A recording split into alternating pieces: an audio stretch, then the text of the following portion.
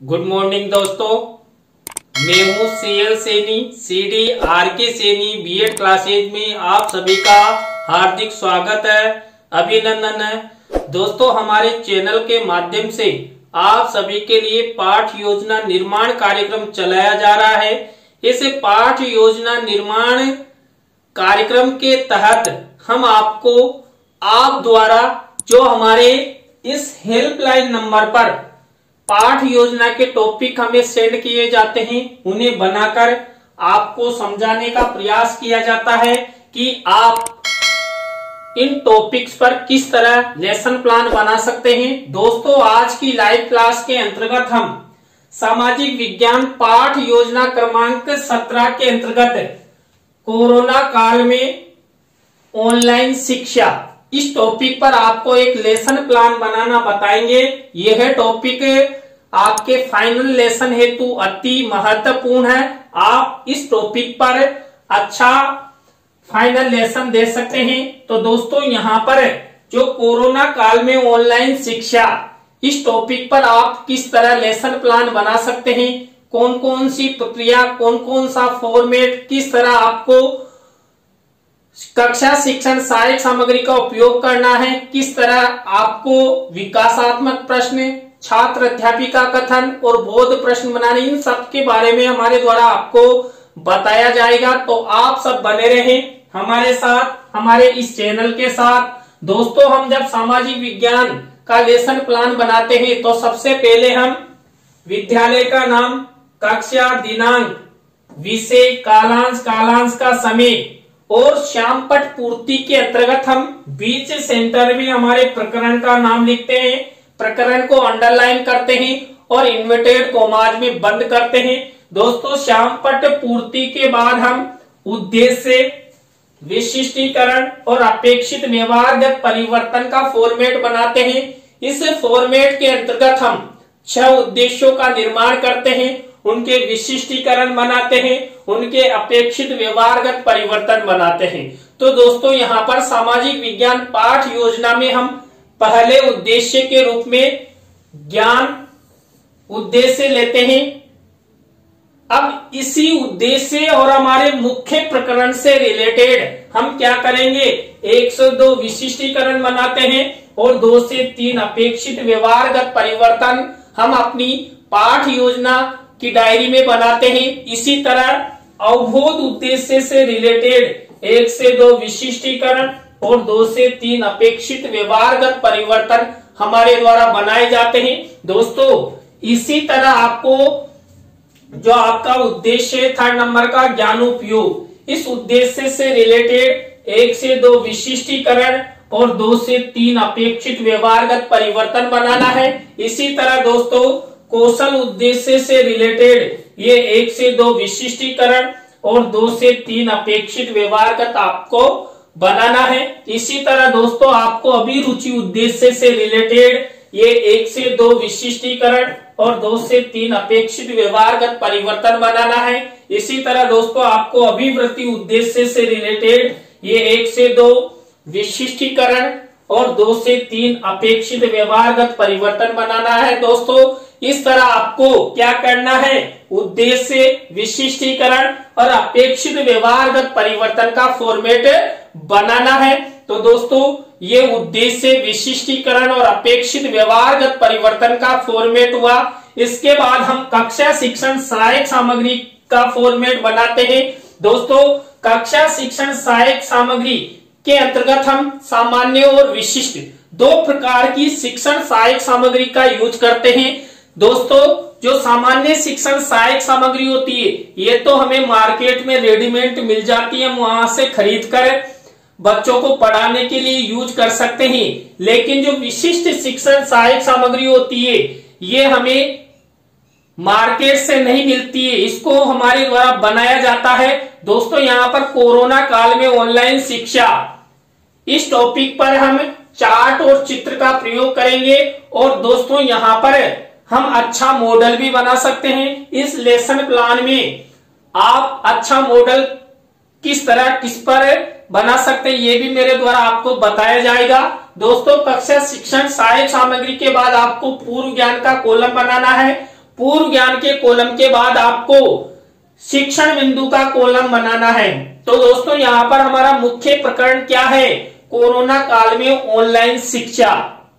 अब इसी कोरोना काल में ऑनलाइन शिक्षा से रिलेटेड 3 टीचिंग पॉइंट हमारे द्वारा लिए जाएंगे, जिनका प्रेजेंटेशन हम इस पाठ योजना के निर्माण में करेंगे। तो दोस्तों यहाँ पर पहला टीचिंग पॉइंट लिया गया कोरोना काल में ऑनलाइन शिक्षा की अवधारणा।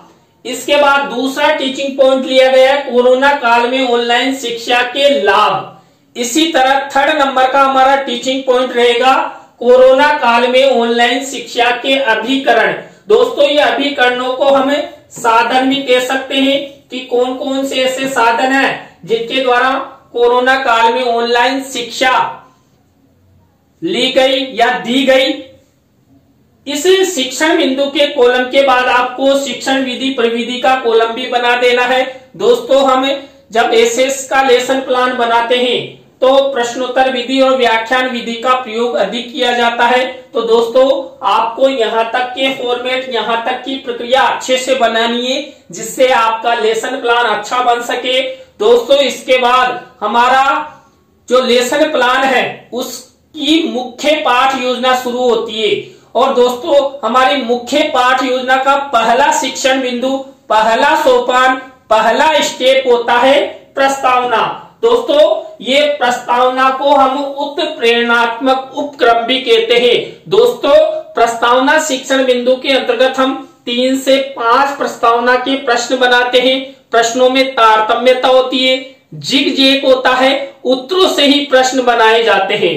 और दोस्तों यहाँ पर जो भी प्रश्न बनाए जाते हैं ये छात्र छात्राओं के पूर्व ज्ञान पर आधारित होते हैं और छात्र छात्रा इन प्रश्नों के उत्तर आसानी से दे सके, ऐसे प्रश्न यहाँ पर बनाए जाते हैं। दोस्तों यहाँ पर कोरोना काल में ऑनलाइन शिक्षा इस मुख्य प्रकरण पर मैंने प्रस्तावना के प्रश्न कैसे बनाए। यहाँ पर पहला प्रश्न देखिए, कक्ष में सबसे अधिक अंक प्राप्त करने वाले छात्र छात्राओं को कौन सा स्थान प्रदान किया जाता है। मान लीजिए कोई ऐसा छात्र है, ऐसी छात्रा है जो कक्ष में सबसे अधिक अंक लाते हैं, तो उसे हम कौन सा स्थान प्रदान करेंगे? प्रथम स्थान। अब दोस्तों यहाँ पर इसी उत्तर से हमारा नेक्स्ट प्रश्न बनेगा, जनसंख्या की दृष्टि से विश्व में प्रथम स्थान पर कौन सा देश है? जनसंख्या की दृष्टि से पूरे विश्व में प्रथम स्थान पर चीन है, ये उत्तर मिला। अब इसी उत्तर से हमारा नेक्स्ट प्रश्न बनेगा, वर्तमान समय में चीन प्रदत्त वैश्विक महामारी का क्या नाम है? तो वैश्विक महामारी का नाम है कोरोना। ये चीन के कारण ही उत्पन्न हुआ है, चीन इसका जन्मदाता देश है। तो ये कोरोना यानी कोविड-19।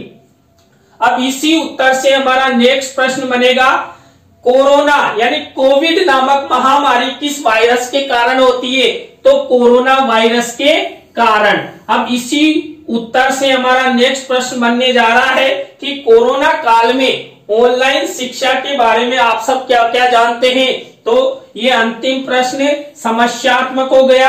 अब दोस्तों यहाँ पर मैंने आपको बताया था कि उत्तरों से प्रश्न बनाए जाते हैं, प्रश्नों में तारतम्यता होती है, जिग जैग होता है, और ये जो भी प्रश्न हमारे द्वारा बनाए गए इन सब का उत्तर छात्र छात्रा आसानी से दे सकते हैं। और ये सब प्रश्न छात्र छात्राओं के पूर्व ज्ञान पर आधारित है, संक्षिप्त है, सरल है और छात्र छात्राओं के ज्ञान को बढ़ाने वाले हैं। तो दोस्तों आपको इस तरह ये प्रस्तावना शिक्षण बिंदु के अंतर्गत ये 3 से 5 प्रस्तावना के प्रश्न बनाने हैं। इसके बाद हमें सेकंड स्टेप अपनानी होती है। तो सेकंड चरण, सेकंड सोपान होता है उद्देश्य कथन। दोस्तों यहाँ पर छात्र छात्राओं को हमारे मुख्य प्रकरण की सूचना प्रदान की जाती है, इसे पाठ्याभिसूचना भी कहते हैं। तो दोस्तों यहाँ पर उद्देश्य कथन किया गया है। बच्चों आज हम सब कोरोना काल में ऑनलाइन शिक्षा से संबंधित अवधारणा, लाभ एवं अभिकरणों के बारे में विस्तार पूर्वक अध्ययन करेंगे। तो आप सब बने रहें हमारे साथ, हमारे इस चैनल के साथ। और दोस्तों यदि आप हमारे चैनल पर पहली बार आए हैं तो हमारे इस चैनल को जरूर सब्सक्राइब करें और पास ही बने बेल आइकन को जरूर दबावें। दोस्तों यहाँ पर मैंने एक विशेष कार्य किया है। यदि आप इस पाठ योजना को फाइनल लेसन में उपयोग कर रहे हैं तो मैंने यहाँ पर एक मॉडल बताया है कि आप कोरोना काल में ऑनलाइन शिक्षा पर मॉडल किस तरह बना सकते हैं। तो यदि आप मॉडल बनाते हैं तो आपको शिक्षण सहायक सामग्री के कॉलम में मिनीचर के रूप में ये मॉडल का चित्र लगाना होता है। तो दोस्तों ये देखिए, ऑनलाइन शिक्षा के माध्यम से यूज होने वाले कंप्यूटर, लैपटॉप आदि का यहाँ सर्कल बनाया गया है। तो इस तरह आप अच्छा मॉडल बना सकते हैं। ये अच्छा उभरता हुआ आप हार्ड बोर्ड पर पेंटिंग बना सकते हैं या उभरते हुए थर्माकोल पर इसका मॉडल बना सकते हैं। तो दोस्तों ये उद्देश्य कथन की स्टेप हुई। इसके बाद हमारी 3rd नंबर की स्टेप आती है कौन सी? देखिए, कई पाठ योजनाओं में मैंने 3rd स्टेप आपको बता दिए, जिसके अंतर्गत हम जो तीनों टीचिंग पॉइंट मैंने आपको बताए उनका प्रयोग करेंगे। तो जल्दी से कमेंट्स में बताएं। देखिए, 3rd नंबर की हमारी स्टेप होती है पाठ प्रस्तुतिकरण, लेसन प्रेजेंटेशन। देखिए, लेसन प्रेजेंटेशन के अंतर्गत हम क्या करते हैं, जो तीनों टीचिंग पॉइंट मेरे द्वारा आपको बताए गए उनका प्रयोग यहाँ पर किया जाएगा और उन्हीं पर हम पूरी पाठ योजना का निर्माण करेंगे। तो दोस्तों यहाँ पर देखिए, जो हमने पहला टीचिंग पॉइंट आपको बताया था, कोरोना काल में ऑनलाइन शिक्षा की अवधारणा, इस टीचिंग पॉइंट से रिलेटेड हम क्या करेंगे, सबसे पहले विकासात्मक प्रश्न उत्तर बनाएंगे। तो 3 विकासात्मक प्रश्न उत्तर मेरे द्वारा बनाए गए, आपको भी इस तरह विकासात्मक प्रश्न उत्तर बनाने हैं। विकासात्मक प्रश्न उत्तरों के बाद आपको इसी टीचिंग पॉइंट से रिलेटेड क्या करना है, छात्र अध्यापक छात्र अध्यापिका कथन करना है। तो दोस्तों ये छात्र अध्यापक छात्र अध्यापिका कथन हुआ किससे रिलेटेड, कोरोना काल में ऑनलाइन शिक्षा की अवधारणा से रिलेटेड। अब इसी टीचिंग पॉइंट से रिलेटेड हम क्या करेंगे, कोई मुख्य शब्द है, सेंटेंस है या परिभाषा है, उसको श्यामपट्ट कार्य वाले कॉलम में ब्लैक शीट का निर्माण करते हुए इस तरह सिल्वर कलर के पेन से लिख देंगे। और इसी टीचिंग पॉइंट से रिलेटेड यदि आप चित्र दिखाना चाहते हैं तो आपको शिक्षण सहायक सामग्री के कॉलम में क्या करना होगा, चित्र को मिनीचर के रूप में लगाना होगा। तो मेरे द्वारा ये चित्र मिनीचर के रूप में लगाया गया है। तो दोस्तों ये छात्र अध्यापक छात्र अध्यापिका कथन हुआ। अब इसी टीचिंग पॉइंट से रिलेटेड हम क्या करेंगे, बोध प्रश्न उत्तर बनाएंगे। तो यहाँ पर ये कोरोना काल में ऑनलाइन शिक्षा की अवधारणा से रिलेटेड हम 3 से 5 बोध प्रश्न उत्तर बनाते हैं। तो ये बोध प्रश्न उत्तर हो गए। आप 3 बनाए, 4 बनाए, 5 बनाए, आपकी इच्छा पर निर्भर करता, न्यूनतम 3 बोध प्रश्न उत्तर जरूर बनाने होते हैं। तो दोस्तों इस तरह हमारा जो पहला टीचिंग पॉइंट है, कोरोना काल में ऑनलाइन शिक्षा की अवधारणा, ये कंप्लीट हो चुका है। यहाँ पर हमने वही सबसे पहले विकासात्मक प्रश्न उत्तर बनाए, छात्र अध्यापक छात्र अध्यापिका कथन किया और बोध प्रश्न उत्तर बनाए। इसी तरह दोस्तों अब हमारा दूसरा टीचिंग पॉइंट शुरू होता है। दूसरा टीचिंग पॉइंट है कोरोना काल में ऑनलाइन शिक्षा के लाभ। अब यहाँ पर वही सबसे पहले हम क्या करेंगे, विकासात्मक प्रश्न उत्तर बनाएंगे। तो ये विकासात्मक प्रश्न उत्तर मेरे द्वारा बनाए गए हैं। तो ये विकासात्मक प्रश्न उत्तरों के बाद यहाँ पर इसी टीचिंग पॉइंट से रिलेटेड फिर वही हम क्या करेंगे, छात्र अध्यापक छात्र अध्यापिका कथन करेंगे। तो ये छात्र अध्यापक छात्र अध्यापिका कथन हुआ। इसी छात्र अध्यापक छात्र अध्यापिका कथन से रिलेटेड कोई मुख्य शब्द, सेंटेंस या परिभाषा को यहाँ पर ब्लैक शीट के मिनीचर पर सिल्वर कलर के पेन से लिखेंगे और इसी से रिलेटेड हम यदि चित्र दिखाना चाह रहे हैं तो चित्र शिक्षण सहायक सामग्री के कॉलम में मिनीचर के रूप में लगाएंगे।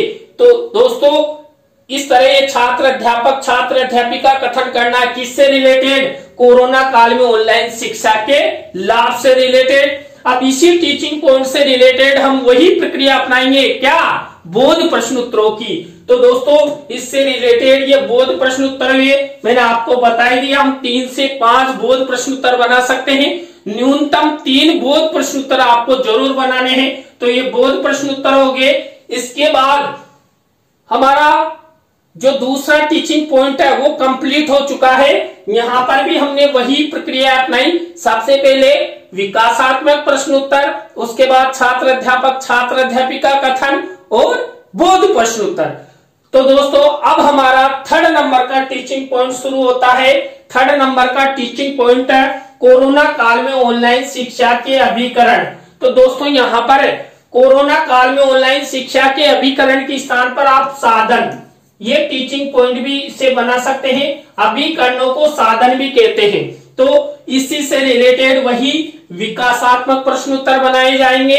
विकासात्मक प्रश्नोत्तरों के बाद छात्र अध्यापक छात्र अध्यापिका कथन किया जाएगा। इसी से रिलेटेड ये शाम पर कार्य किया जाएगा। ब्लैक शीट का निर्माण करके सिल्वर कलर के पेन से मुख्य शब्द सेंटेंस को यहाँ पर लिखा जाएगा। और यदि हम चित्र दिखाना चाह रहे हैं तो चित्र को शिक्षण सहायक सामग्री के कॉलम में मिनीचर के रूप में लगाया जाएगा। तो दोस्तों इस तरह कोरोना काल में ऑनलाइन शिक्षा के अभिकरण या साधन, इससे रिलेटेड छात्र अध्यापिका कथन हुआ।